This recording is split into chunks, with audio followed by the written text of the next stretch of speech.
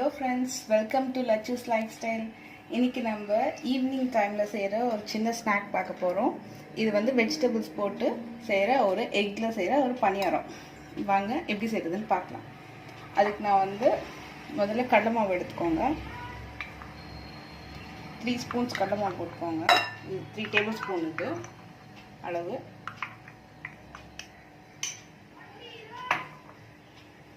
இதில் வந்து கொஞ்சம் சால்ட் ஆட் பண்ணிக்கோங்க. தேவையான அளவு சால்ட், அப்புறம் கொஞ்சம் மஞ்சள் பொடி, கொஞ்சம் சில்லி பவுடர் ஆட் பண்ணிக்கோங்க. நான் வந்து இது ஃபுல் பியூர் சில்லி பவுடர், இது மசாலா வேறு எதுவும் தனியாலாம் இல்லை. ஸோ அதனால் நான் வந்து 1 டீஸ்பூன் மட்டும் ஆட் பண்ணிக்கிறேன்.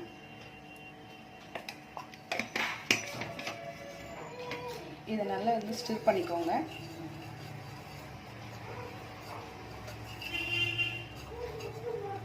இப்போ வந்து நம்ம ஆனியன்ஸ் ஆட் பண்ணிக்கலாம். ஆனியன்ஸை வந்து இதில் வந்து ஃபைனாக கூட சாப் பண்ணிக்கோங்க.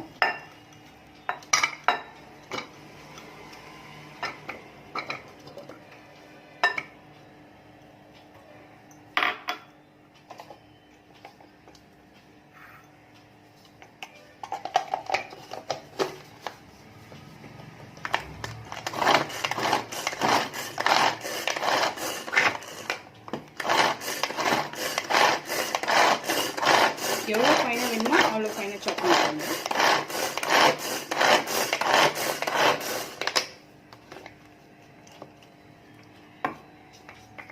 இந்த அளவுக்கு போகிறோம். ரொம்ப ஃபைனாகவும் வேண்டாம், இந்த சைஸ்க்கு நல்லாயிருக்கும். இதே நம்ம ஆட் பண்ணிக்கலாம்.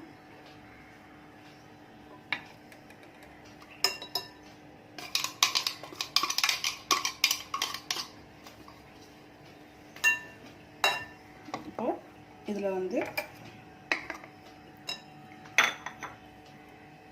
இப்போ வந்து கேப்சிகம் வந்து கட் பண்ணி வச்சுருக்கேன், அதை ஆட் பண்ணிக்கோங்க.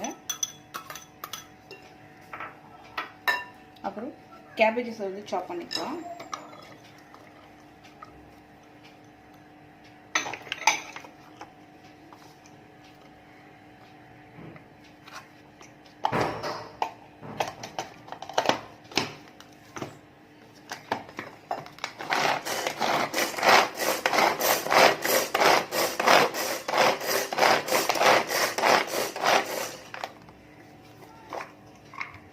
ஃபைனல் சாப் ஆயிடுச்சு. ஸ்டார்ட் பண்ண இதையும் இந்த பவுல் ஆட் பண்ணிக்கலாம்.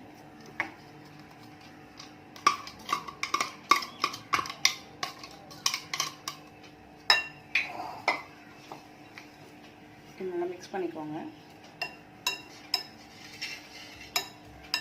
இப்போ வந்து நான் இதில் கொத்தமல்லி, புதினா ஆட் பண்ணியிருக்கேன். கொஞ்சம் ஃப்ளேவர்ஃபுல்லாக இருக்கும். கருவேப்பிலை கூட ஆட் பண்ணிக்கோங்க.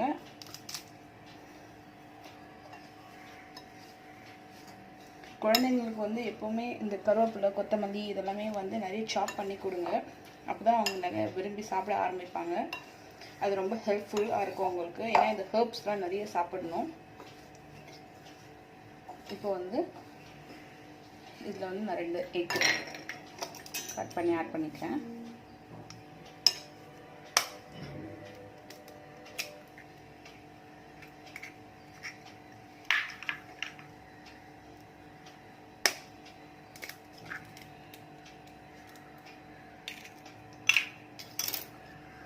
அதே நல்லா மிக்ஸ் பண்ணிக்கோங்க.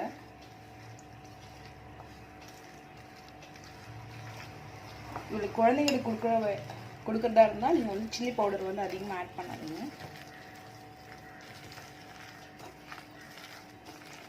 வாட்டர் வந்து இதுக்கு மேலே செக் பண்ணிவிட்டு ஆட் பண்ணிக்கோங்க. ஃபஸ்ட்டே வாட்டர் ஆட் பண்ண வேண்டாம். இப்போ வந்து இது கொஞ்சம் திக்காக இருக்குது. இப்போ நம்ம வாட்டர் ஆட் பண்ணிக்கலாம். வாட்டர் வந்து அளவாக தான் ஆட் பண்ணணும் நீங்கள். ஏன்னா நம்ம பணியாரம் செய்ய போகிறோம். அது கொஞ்சம் திக்காக இருந்தால் தான் பேட்டர் கரெக்டாக இருக்கும். ரொம்ப வாட்டரியாக இருந்தாலும் உங்களுக்கு அந்த பணியாரம் அந்த ஷேப் வராது.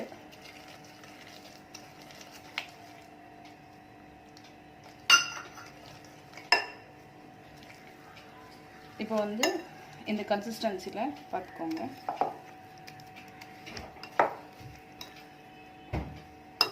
இப்போ நம்ம வந்து இதை வந்து பனியார சட்டியில் போட்டு எப்படி வந்து பனியாரம் பண்ணுறதுன்னு பார்க்கலாம்.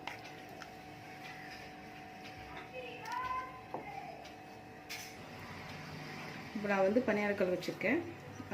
கல் சூடாகிடுச்சு. இதில் வந்து எல்லாத்துலேயும் ஆயில் ஆட் பண்ணிக்கோங்க.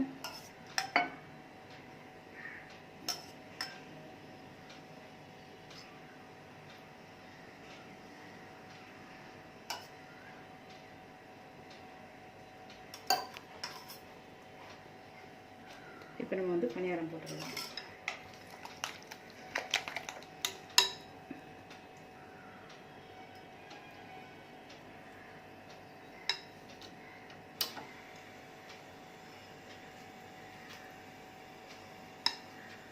ரொம்ப ஃபுல்லாக போட வேண்டாம்.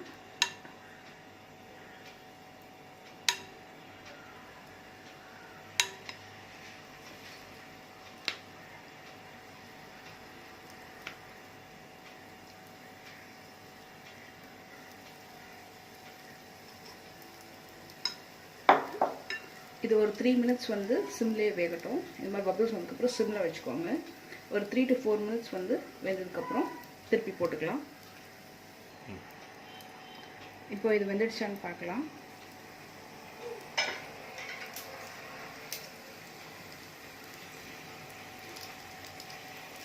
ஒரு பக்கம் நல்லா வெந்துடுச்சு. இது மாதிரி திருப்பிக்கோங்க.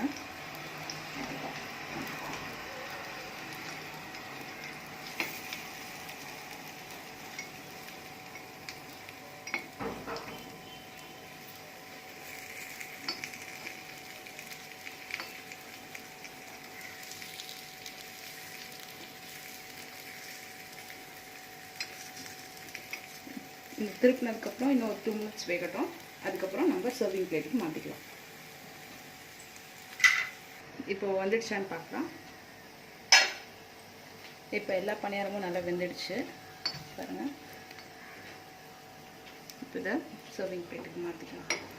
இது வந்து ஒரு பண்ணுறதுக்கு ஒரு 7 to 8 மினிட்ஸ் ஆகும். ஏன்னா நம்ம கேபேஜ் கேப்சிகம்லாம் போட்டிருக்கோம் இல்லையா. ஸோ அதெல்லாம் நல்லா பாயில் ஆகிட்டு டேஸ்டியாக இருக்கும். பசங்க வந்து ஈவினிங் டைமில் இது ரொம்ப ரொம்ப லைக் பண்ணி சாப்பிடுவாங்க.